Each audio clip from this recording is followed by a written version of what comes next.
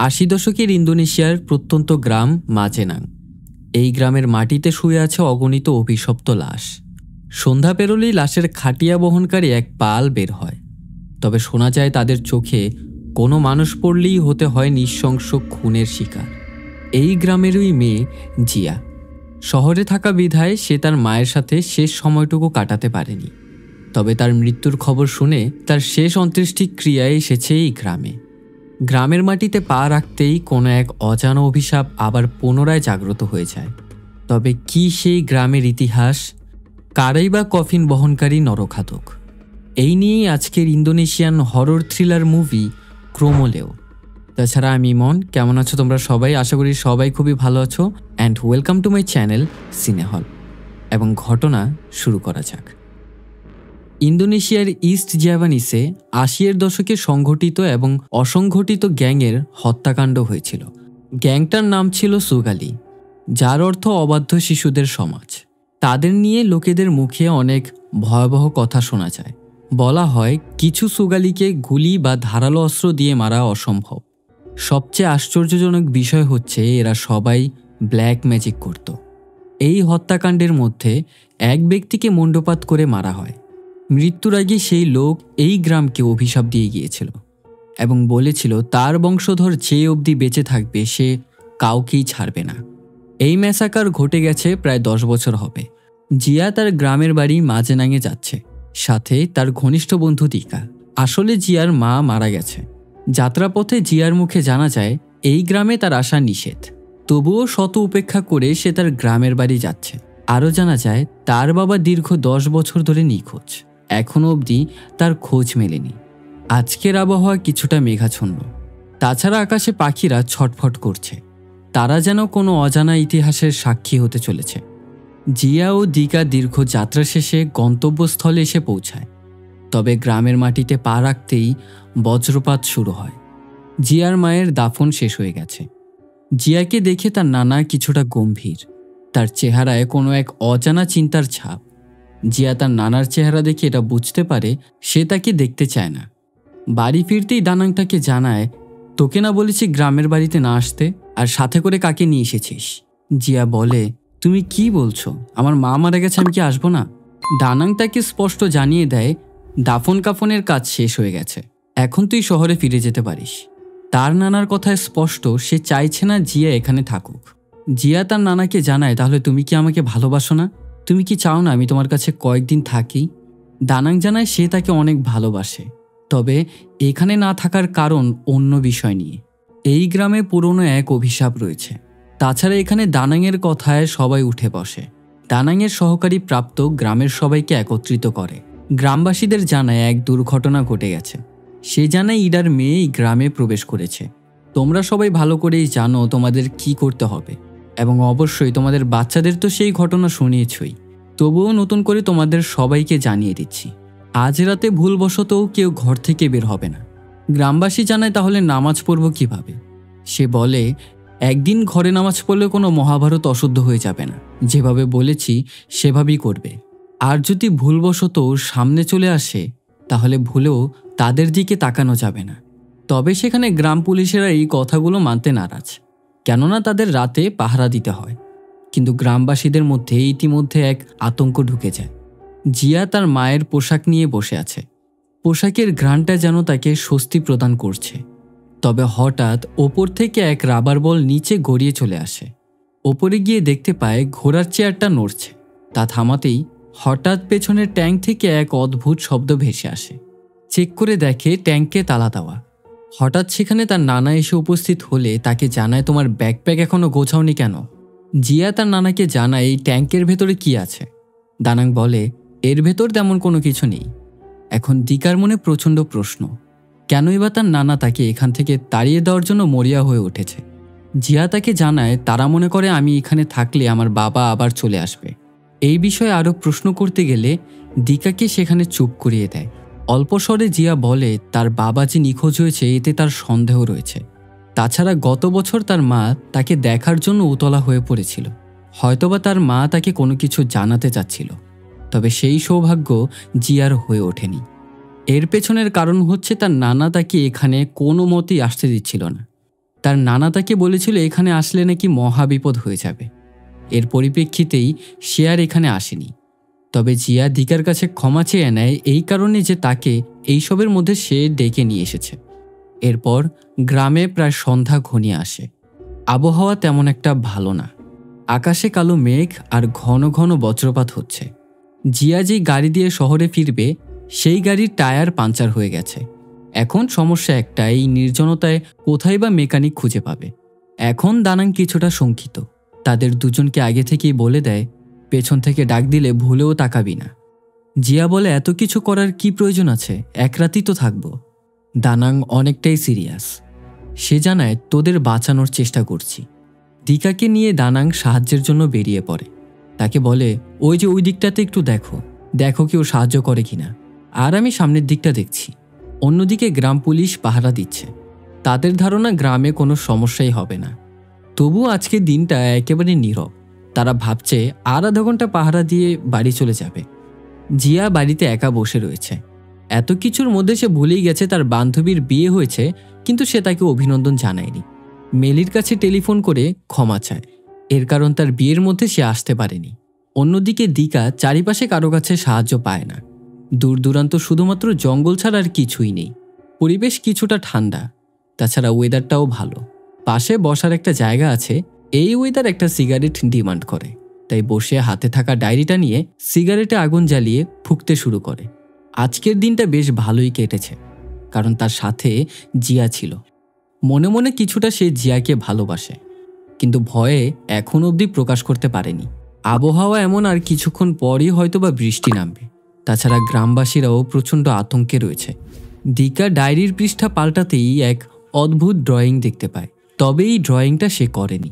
নজর থেকে ডায়েরি সরতেই কালো ছায়ার মতো দুটো পা ভেসে ওঠে। এ দেখে সে কিছুটা ভয় পায়, তবে কিছুক্ষণ পর ভেবে না এটা তার চোখের ভ্রম ছিল। শঙ্কিত হয়ে এখন দানাংকে স্যার স্যার বলে ডাকতে শুরু করে। তবে লাইটটাও চলে যায়। গ্রামে ছড়িয়ে পড়ে লাশবাহী একদল আতঙ্ক। যেখান দিয়ে হেঁটে যাচ্ছে চারিপাশে কুয়াশা। গ্রাম পুলিশ এই কাফেলাকে দেখে বলতে শুরু করে, এই ঘরে যাও না কেন, কোথায় যাচ্ছ? পাশেরটা আউজবিল্লাহি মিনাশ শাইতানির রাজিম বলেই এক দৌড়। পাশে তাকিয়ে দেখে তার পেছনে কেউ নেই। ইতিমধ্যেই সেই নরখাদক তার সামনে। ভয়ে এসে চিৎকার দিয়ে এক দৌড়। অন্যদিকে মেলির মাও তাদের দেখতে পায়। তড়িঘড়ি করে ঘরের মধ্যে পৌঁছে তার মেয়েকে এক আলমারির ভেতরে লুকিয়ে রাখে। তাকে বলে কোনোভাবে এখান থেকে বের হবে না। দিকা ভয় পেয়ে এসে গাড়ির এখানে লুকিয়ে আছে। পাশ থেকে জিয়া এসে তাকে বলে, এখানে কি করছো? কোনো কথা না বলেই জিয়াকে নিয়ে সেখান থেকে চলে যাচ্ছে। জিয়া বলে, থামো, কি হয়েছে শুনি। এই গ্রামের মধ্যে কোনো কিছু আছে, আমি নিজ চোখে দেখেছি। এখানে আর একটা মুহূর্তও থাকা যাবে না। কেন, তুমি কি দেখেছো? এবার দিকা তাকে জানায় এক লাশ বহনকারী কাফেলা দেখেছে। আরও জানে এরা কোনো মতেই মানুষ হতে পারে না, তারা সবাই মৃত। দিকা সিরিয়াস হয়ে বলছে, আমি কোনো মজা করছি না, আমি সত্যিই তাদের দেখেছি। আর তুমি কেনই বা গাড়ির টায়ারটা পাঞ্চার করতে গেলে? এখন আমরা এখান থেকে কিভাবে পালাবো? আসলে এখানে থাকার জন্য ইচ্ছা করে জিয়া টায়ারটা পাঞ্চার করেছিল। অন্যদিকে গ্রাম পুলিশ দৌড়তে দৌড়তে তার বন্ধু জনের খোঁজ পায়। গিয়েই তাকে বলে, শালা তুই আমাকে বিপদে ফেলে রেখে কিভাবে চলে আসতে পারিস? এতদিন যা শুনেছি আজ তার প্রমাণও পেয়ে গেলাম। একেই বলে বিপদে বন্ধুর পরিচয়। জন যখন বেল বাজিয়ে গ্রামবাসীকে সতর্ক করতেই যাবে, পাশে দেখে বুট নিজের মাথা নিজেই ঠুকরাচ্ছে। রক্ত দিয়ে পুরোটা মাথা ভরে যায় এবং সে বলতে লাগছিল, জন আমাকে সাহায্য কর। এইভাবেই মাথা ঠুকরাতে ঠুকরাতে সেখানে সে মারা যায়। জন এখন এতটা ভয়ের মধ্যেই আছে তার হাত পা আর কাজ করছে না। এবং হঠাৎ করেই জনের এক হাত কেটে গিয়ে ছিটকে পড়ে জিয়া এবং দিকার সামনে। এই দৃশ্য দেখে তাদের দুজনের গায়ের লোম দাঁড়িয়ে যায়। সেই মুহূর্তে অদৃশ্য এক শক্তি দিকাকে গলা চেপে ধরে। দানাং চলে এসে হাওয়ায় এক গুলি চালায়, যার ফলে দিকা অদৃশ্য শক্তি থেকে মুক্তি পায়। অন্যদিকে মিলার মা ভয়ে খাটের নিচে গিয়ে লুকিয়ে পড়ে। হঠাৎ কোনো এক অদৃশ্য শক্তি তাকে টেনে নিয়ে দূরে ছুঁড়ে ফেলে দেয়। গলায় চেপে ধরে তাকে শূন্যে ভাসাতে শুরু করে। এক পর্যায়ে তার পেট চিরে সম্পূর্ণ নাড়ি ভুঁড়ি বের করে ফেলে। এই সম্পূর্ণ ঘটনা তার মেয়ে আলমারির ভেতর থেকে লুকিয়ে লুকিয়ে দেখছে। ভয়ে সেখানে সে বাকরুদ্ধ। অন্যদিকে জঙ্গলের পথ ধরে দানাং, জিয়া এবং দিকা সেখান থেকে পালাচ্ছে। হঠাৎ দিকার পা ধরে কে যেন টেনে বসে। দানাংয়ের কাছে এক আয়না, এদের একমাত্র আয়নাতেই দেখা যায়। দিকা সে অবয়ব থেকে ছাড়া পেয়ে গেলে দানাংকে সেখানে রেখেই জিয়াকে নিয়ে পালানো শুরু করে। জিয়া তার নানাকে ছাড়া এখান থেকে যাবে না। দিকা জিয়াকে বোঝানোর চেষ্টা করে তার নানা এখনো অবধি বেঁচে আছে, এই অবধি তারা তার কোনো ক্ষতি করতে পারেনি। এদের কাছ থেকে কিভাবে বাঁচতে হয় তা সে জানে, তোমার এটা নিয়ে চিন্তা করার কোনো প্রয়োজন নেই। তবে তারা দুজন সেখানে শঙ্কিত, কেননা রাতটা কোথায় কাটাবে। জিয়া জানায় সামনেই তার ফ্রেন্ড মিলার বাড়ি, এবং হাঁটতে হাঁটতে অবশেষে তাদের বাড়ির সামনে গিয়ে পৌঁছায়। সম্পূর্ণ বাড়ি অন্ধকারে আচ্ছন্ন। বাড়িতে প্রবেশ করেই মিলা বলে কয়েকটা ডাক দিতে শুরু করে, তবে কারো কোনো সাড়া শব্দ পাওয়া যায় না। দিকা তাদের ড্রাইভারকে কল দিচ্ছে, তবে টেলিফোনেও সংযোগ নেই। জিয়া মেঝেতে পড়ে থাকা রক্ত দেখে উপরে তাকাতেই এক চিৎকার দিয়ে বসে। ঝুলে আছে মিলার মায়ের ক্ষতবিক্ষত লাশ। চিৎকার শুনতে পেয়ে আলমারির ভেতরে মিলাও চিৎকার দিয়ে বসে। জিয়া তাকে জিজ্ঞাসা করে কি হয়েছে। এর উত্তরে মিলা জানায় ক্রোমলেও এসেছে, তারা সেখানে যাওয়ার পথ খুঁজে পাচ্ছে না। দিকা জানায় এখান থেকে যেভাবেই হোক রাতের মধ্যে বেরিয়ে যেতে হবে। আশ্চর্যের বিষয়, এই মধ্যরাতে ঘন জঙ্গলে এক গাড়ি তাদের দিকে এগিয়ে আসছে। হাতে ইশারা করে ডাক দিলেই হঠাৎ তারা লক্ষ্য করে এটা কোনো গাড়ি নয়, বরং এতক্ষণ যা দেখছিল সেটা তাদের ভ্রম ছিল। দিকার অনুভব হলো তার পা একটা নেই। সে কান্নায় ছটফট করতে থাকে। এই কাটা বানিয়ে তারা দুজন দিকাকে বহন করে সেখান থেকে দৌড়াচ্ছিল। পা কাটার প্রচণ্ড ব্যথা তার সহ্য হচ্ছিল না। আজও অবধি দিকা তাকে একটা কথা বলতে পারেনি। জিয়াকে সেখানে জানায়, আমি তোমাকে ভালোবাসি। মুহূর্তের মধ্যেই দিকার পেট চিরে যায়, যেমনটা তার পেট থেকে আস্ত নাড়ি ভুঁড়ি বের করে ফেলা হচ্ছে। এই দৃশ্য দেখে জিয়া নিজেকে সামলাতে পারেনি এবং অঝরে কান্না করেই যাচ্ছে। বিষয়টা জিয়াকে গভীরভাবে এতটাই শক করেছে, মুহূর্তের মধ্যেই অজ্ঞান হয়ে পড়ে যায়। অন্যদিকে দানাং প্রাপ্তর বাড়িতে চলে যায়। গিয়েই তাকে বলছে রক্ষা কবচটা কোথায়। দানাং প্রাপ্তকে তার সাথে নিয়ে যেতে চাচ্ছিল, তবে প্রাপ্তর স্ত্রী তাকে কোনোভাবেই যেতে দেবে না। বেশ ভালো কথা, তবে দানাং যখন তার কাছ থেকে রক্ষা কবচ চাচ্ছিল সেটা সে দিতে ইতস্তত বোধ করছিল। অন্যদিকে এক অন্ধ লোক জিয়া এবং মিলিকে কিডন্যাপ করে নিয়ে আসে। জিয়া চিৎকার করতে চাইলে বন্দুক টান করে তাকে চুপ করিয়ে দেয়। আমি তোমার জন্য অনেক দিন যাবৎ অপেক্ষা করে যাচ্ছি, তবে আজ সেই অপেক্ষার অবসান ঘটল। অনেকক্ষণ যাবৎ চুপ করে থেকে লোকটা একটা শব্দ বলল, যেটা ছিল ক্রোমলেও। সে জানায় আজ রাতে যত মানুষ মারা গেছে তারা সবাই এই ক্রোমলেওর কারণেই মারা গেছে। অন্যদিকে দানাংয়ের অতিরিক্ত চাপের কারণে প্রাপ্ত তার লকেটটা দিতে বাধ্য হয়। আসলে এটা রক্ষা কবচ। দানাং তাকে বলে জিয়ার বাবা আবার পুনরুজ্জীবিত হয়ে গেছে। তাছাড়া সুরক্ষার জন্য প্রাপ্তর কাছ থেকে লবণযুক্ত কিছু বুলেট সে নিয়ে নেয়। অন্যদিকে জিয়ার কাছে সেই অন্ধলোক তার পরিচয় দেয়, তার নাম ইয়ান্ত। দেখা যায় জিয়ার গলায়ও তার দাদার মতোই এক রক্ষা কবচ আছে। ইয়ান্ত তার কাছ থেকে সেটা নিয়ে তাকে জানায় এই রক্ষা কবচটাই এতদিন যাবৎ তোমাকে বাঁচিয়ে রেখেছে। জিয়া তাকে জানায় কিসের থেকে বাঁচিয়ে রেখেছে। এর উত্তরে সে জানতে পারে তার বাবার অভিশাপ থেকে। এখানে রিভিল হয় গল্পের আসল রহস্য। ঘটনা হচ্ছে 1984 সালের, যেদিন ইন্দোনেশিয়ার ইস্ট জাভানিসে সুগালি নামের এক গ্যাংকে চিরতরেই পৃথিবীর বুক থেকে মুছে দেওয়া হয়। সেই ট্যাটুযুক্ত সন্ত্রাসী বাহিনীর মধ্যে একজন ছিল জিয়ার বাবা, যার নাম জারত। ইয়ান্ত একে একে বলতে থাকে সম্পূর্ণ ঘটনা। তখনকার সময়ে সুগালি গ্যাং ক্রমাগতই শক্তিশালী হয়ে উঠছিল, তাদেরকে কোনোভাবেই থামানো যাচ্ছিল না। এর পেছনের কারণ হচ্ছে সুগালি গ্যাংয়ের কিছু কিছু মেম্বাররা ব্ল্যাক ম্যাজিকের সাথে যুক্ত ছিল। তাদের মধ্যে একজন ছিল জিয়ার বাবা জারত। এক বিশেষ কালো জাদুর ফলে তার বাবা অমরত্ব হাসিল করেছিল। সে জানে আসল কালপ্রিট হচ্ছে তোমার নিজ নানা। শুরু থেকেই তোমার বাবাকে মেয়ের জামাই হিসেবে সে মেনে নিতে পারেনি। পরবর্তীতে দানাং প্রতিপক্ষ দলের সাথে হাত মেলায় এবং জারতের সাথে থেকে থেকে তার ব্যাপারে আস্তে আস্তে জানতে শুরু করে। একদিন তাকে ধরে নিয়ে এসে তার নিজ নানাই তার বাবাকে শিরচ্ছেদ করে মেরে ফেলে এবং মরে যাওয়ার আগে এই গ্রামকে অভিশপ্ত করে যায়। এমনকি সে নিজেও দানাংয়ের সাথে জড়িত ছিল। যখন তার বাবার শিরচ্ছেদ করা হয় সেই সময় সেখানে সে উপস্থিত ছিল। ইয়ান্ত তাকে জানায় তার গলায় যে রক্ষা কবচ আছে সেটা তার বাবার দাঁত দিয়ে তৈরি এবং এর ফলেই এতদিন যাবৎ সে বেঁচে ছিল।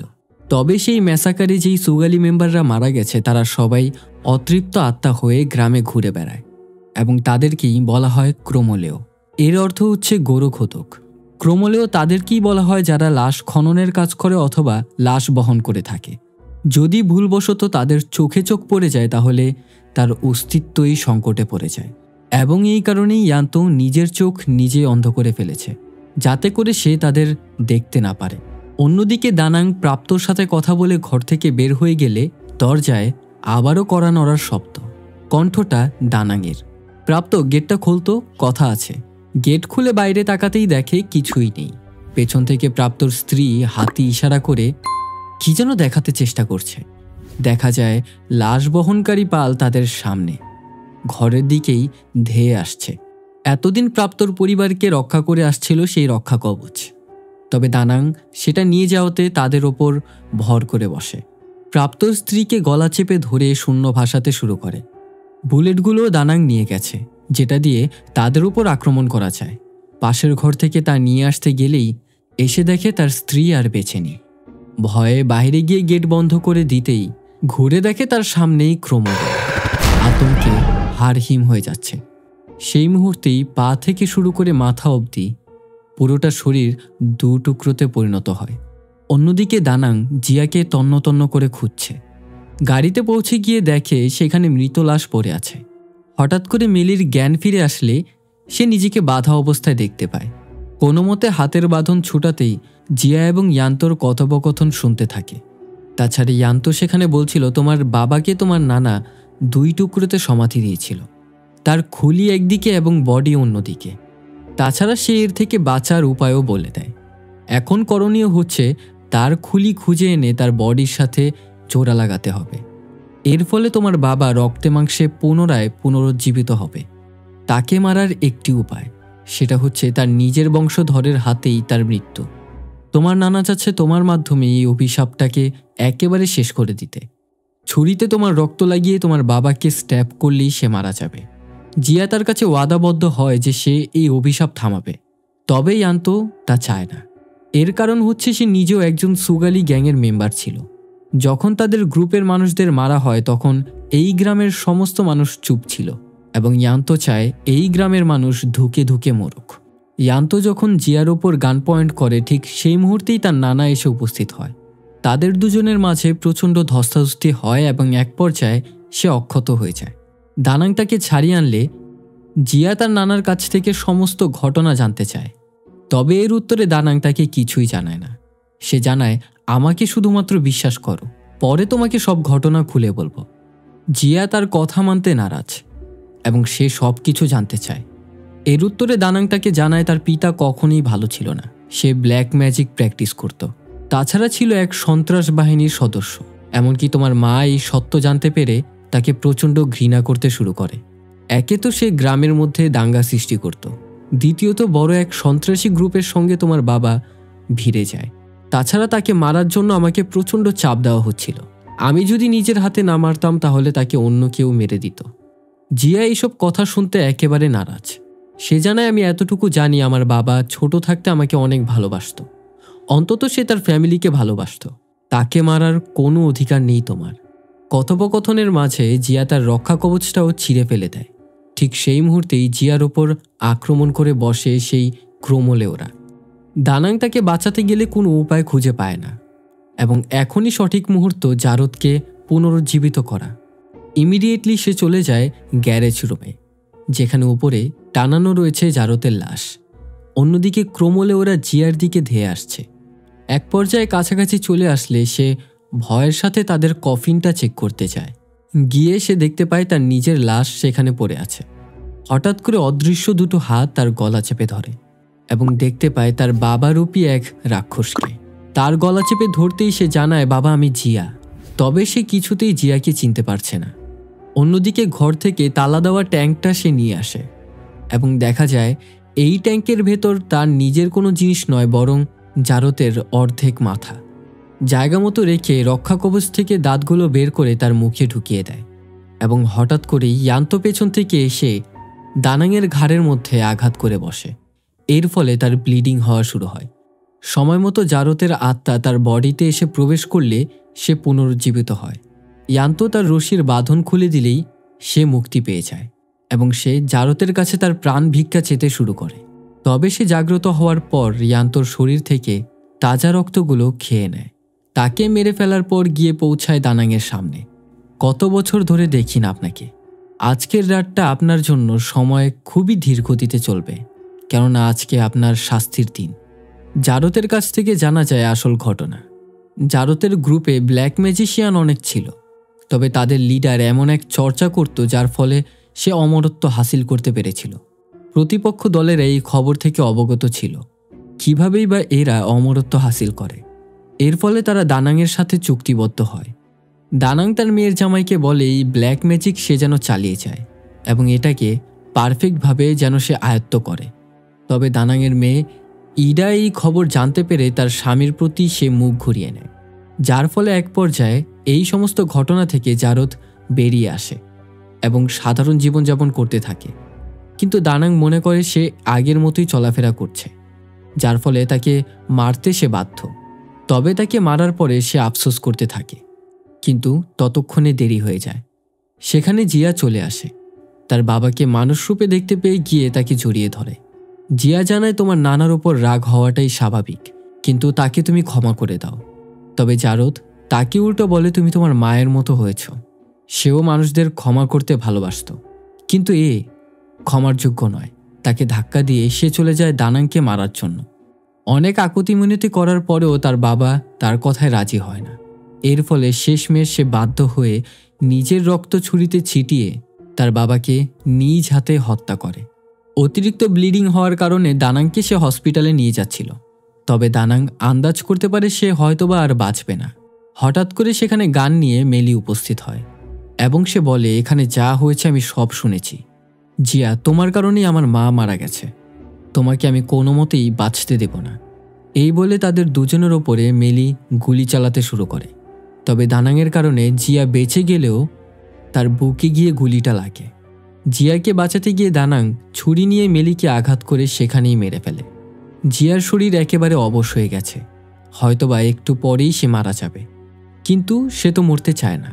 সঠিক মুহূর্তেই তার বাবাকে আঘাত করা সেই ছুরিটা নিয়ে তার থেকে রক্ত চেটে খেয়ে নেয় এবং দেখা যায় জিয়াও এখানে ক্রোমলেও হয়ে গেছে, যাকে কিনা কোনো গুলি অথবা ধারালো ছুরি দিয়ে মারা অসম্ভব। মুভির গল্প এখানেই শেষ হয়। তবে পোস্ট ক্রেডিট সিনে আমাদের দেখানো হয় গতকাল রাতে দুর্ঘটনা ঘটে যাওয়া সেই স্থানে কিছু মাফিয়ারা আসে, যেখানে দানাং এবং জারতের বডি সহ আরও দুজনের বডি পড়ে আছে এবং পরীক্ষা নিরীক্ষার জন্য জারতের বডিটা তারা নিয়ে যায়। এখানেই বোঝা যায় এই মুভিটার সিকুয়েল অবশ্যই আসবে, কেননা এই মুভিটিতে এখনও পুরোপুরি রহস্য উন্মোচন করা হয়নি। আসলে জিয়ার বাবার মৃত্যুর পেছনে কার হাত ছিল। দানাং সম্পূর্ণ ঘটনা বলতে গিয়েও সে বলতে পারেনি। আসল ঘটনা এখনও আড়ালেই আছে। তাছাড়া আমার এক্সপ্লেনেশন যদি ভালো লেগে থাকে অবশ্যই ভিডিওটা লাইক করতে কিন্তু ভুলবেন না। চ্যানেলে নতুন হয়ে থাকলে সাবস্ক্রাইব করে পাশে থাকা বেল আইকনে অল সেট করে দেবেন এবং কমেন্ট করে কিন্তু জানাতে ভুলবেন না ভিডিওটা কেমন হয়েছে। তাছাড়া দেখা হচ্ছে নেক্সট ভিডিওতে। Till then, good by.